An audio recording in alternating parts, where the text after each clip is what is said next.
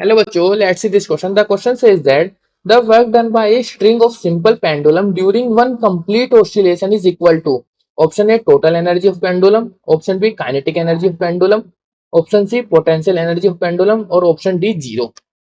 तो यहाँ जब की कॉन्सेप्ट यूज करेंगे वो सिंपल वर्क का फॉर्मूला यूज करेंगे. की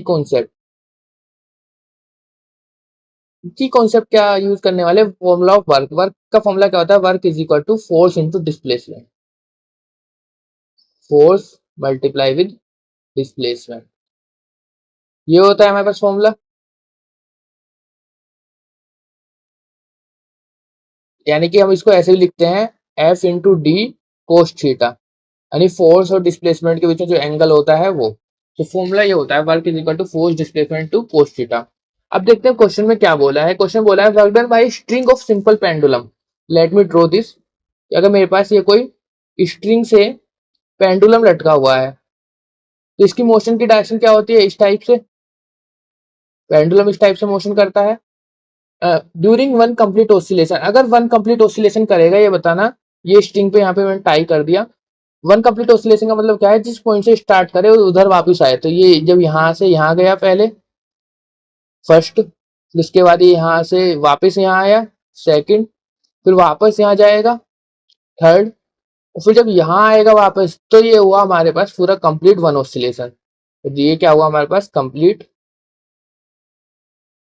COMP कंप्लीट वन ऑसिलेशन.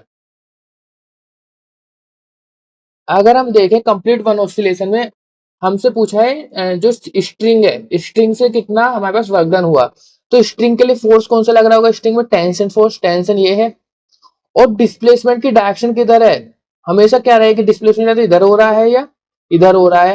यानी डिस्प्लेसमेंट क्या है परपेंडिकुलर है स्ट्रिंग के. तो यहां से हम लिख सकते हैं since let me change colour pen. The tension of string the tension of string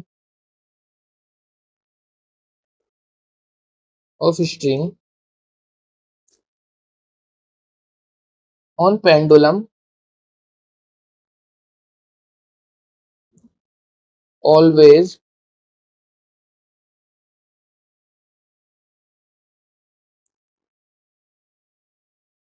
always क्या है perpendicular to the direction of motion. direction of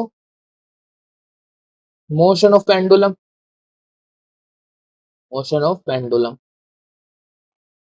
अगर ये इसके हमेशा क्या है इसके पेंडुलम के क्या है 90 डिग्री का एंगल बनाने परपेंडिकुलर है तो वर्क क्या होगा force into D into cos 90. और कोस 90 में पता है कितना होता है जीरो. तो वर्क डन कितना होगा हमेशा जीरो होने वाला है. सो इसके स्ट्रिंग से वर्क डन जो होगा वो कितना होगा नेट वर्क डन जीरो होगा. So option number D is correct which is zero. Hope you understood well. Best of luck.